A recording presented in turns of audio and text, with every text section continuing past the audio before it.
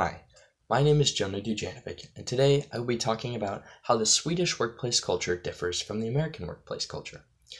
Now, something I found while researching this topic that really struck me was an article by the name of The Local, written by Ms. Camille Bass-Wohlert, about a company by the name of Bjorn Borg that is mandating its employees exercise during work hours. Right? That's crazy. This company is mandating that employees take a break on Fridays to get out and hit the local gym or take yoga. I was astonished by this. There's a quote by their founder, Mr. Henrik Bunge, a Swedish tennis legend, and he says, "If you don't want to exercise or be a part of the company culture, you have to go." This dude's pretty serious. I think it's a great step in the right direction in the workplace because people need breaks to refresh themselves and come back. And especially if you're working out, you'll come back to work with your endorphins burning up and raging, and you'll have that adrenaline that will flow over into your work, and you'll be able to get more done in a shorter amount of time because you'll be more focused. You'll be ready. You like I said, you've got that adrenaline going. Something else I found very interesting on an article, according to the courts, written by Miss Ann Quinto, her article titled, "This four-letter word is the Swedish key to happiness at work." That four-letter word is fika.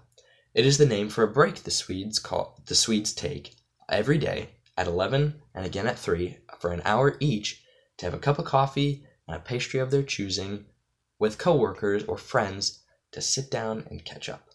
That's right.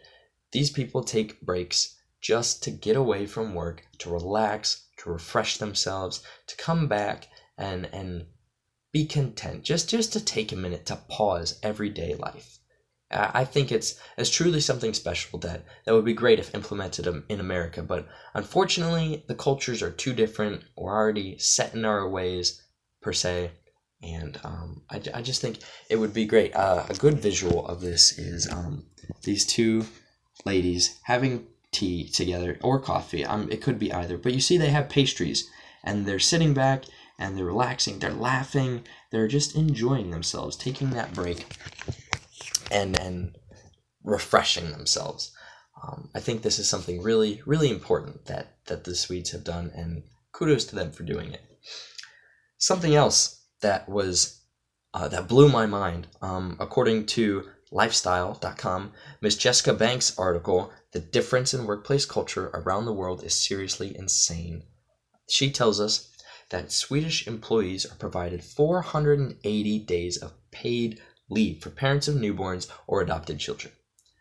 This was shocking. According to her article, she says, "Swedish employees have the best parental leave plan out of any country to date. They receive 480 days of paid leave for newborns, for parents of newborns or adopted children.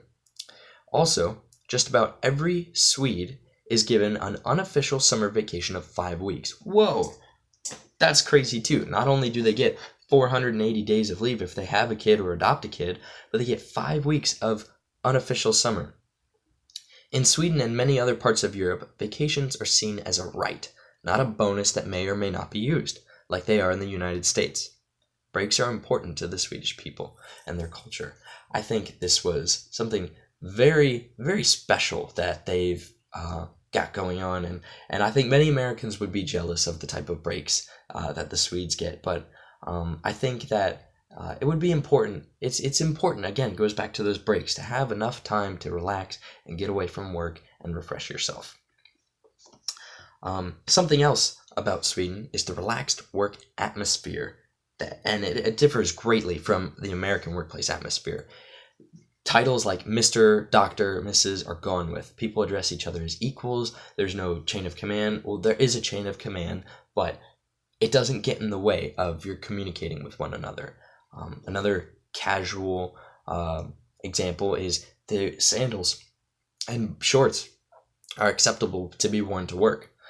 I think there's a line. There is a certain amount of formality that should go with your dressing to work, but it's important to be casual as well. So, in conclusion, I think America could use to loosen up a little bit and provide people with a few more breaks and chances to refresh themselves. Thank you.